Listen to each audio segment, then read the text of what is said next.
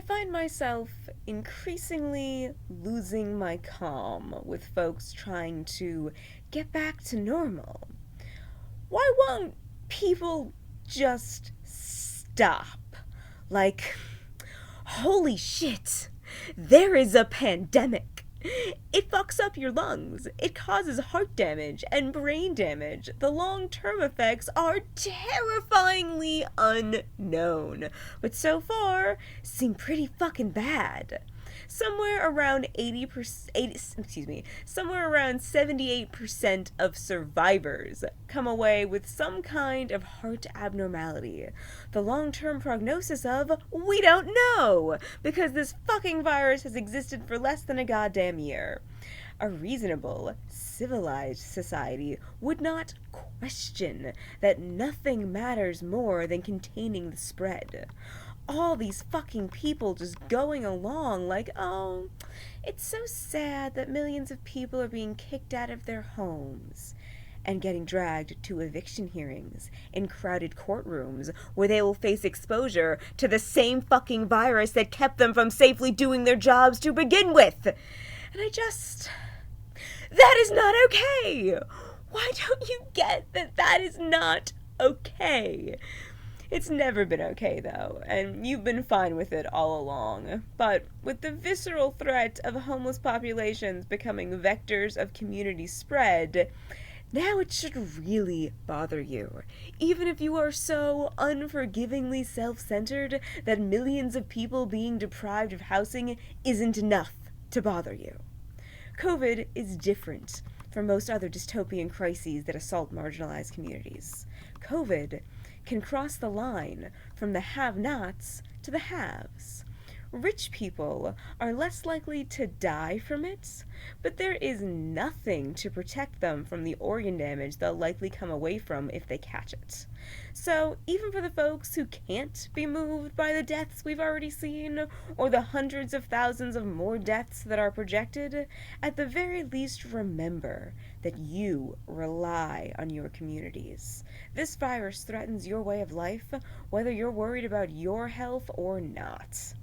We have an obligation to protect our communities. That's what forming a society is about. The only way to survive this is to fundamentally change the normal you've always known. It's time to embrace a world that accepts our shared responsibility to each other. That means paying folks to stay home with universal basic income. Everyone, even the essential workers who won't be losing their income. Even the ones you think haven't earned it or don't belong here. That means shortening work hours for those who are willing to work, so no one risks too much exposure. That means paying them hazard pay on top of UBI and on top of their usual income. That means altering and shortening school and radically changing the required benchmarks. That means providing materials to students and teachers so what virtual learning is possible can be done effectively. That means freezing rents, mortgages, and debt payments so people can focus on the essentials to keep themselves safe and home during a pandemic. COVID is just making it so very visible how public health is an afterthought, not a priority, to our leaders. Please remember that the cold-hearted policies of both parties have been marching folks to their deaths since long before now. We can talk about what a privilege it is to just be noticing now, but that's a conversation for later. Now, while we're all seeing it, can we please do something about it? You've heard them say it. Acceptable deaths.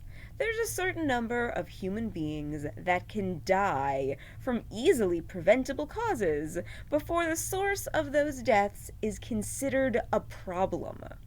We're seeing high-level politicians openly discussing how much human death the stock market is worth. I want you to understand that these conversations are not new to them. They know their policies are deadly. They know when they reallocate food stamps money for big business bailouts, or tighten the punishments for petty drug crimes, or initiate crackdowns on the homeless, that there is an inevitable death count attached. They have made a habit out of casually deciding how many of us should be sacrificed for profits. The only difference now is they're not even trying to hide their contempt for us. Do not forget what they've said when this is over. Don't ever believe that they care about you. But we don't have to keep letting this happen. The only thing we represent to them is labor. They don't want to close back down because they don't want to lose the theoretical dollars they expect to make off of our labor. But if we all withheld our labor at once, they will lose those dollars anyway. That's the only way I know of to get their attention. And no, I don't know how to convince the entire working class to resist at once. I'm not saying that's an easy solution.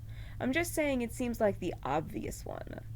Imagine what would happen if everyone refused to go to work, refused to pay rent, refused to pay mortgages, refused to pay utilities. Imagine if the folks whose job it was to turn off the utilities were also refusing to work. Just imagine what we could do. We've seen it happen on the small scale.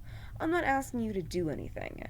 I just want you to imagine what it would be like if we did it on a collective scale. And if you're not ready for that thought experiment, you're always encouraged to contact your city officials over and over again in an unending onslaught of anger and wrath, demanding a sensible response to this crisis. I can't vouch for the results of that option, but it is at least cathartic. But whatever you do, I hope you're angry. Don't give in to despair. Let it fill you with a righteous rage instead. We deserve better. None of this should be normal. Don't let them convince you otherwise.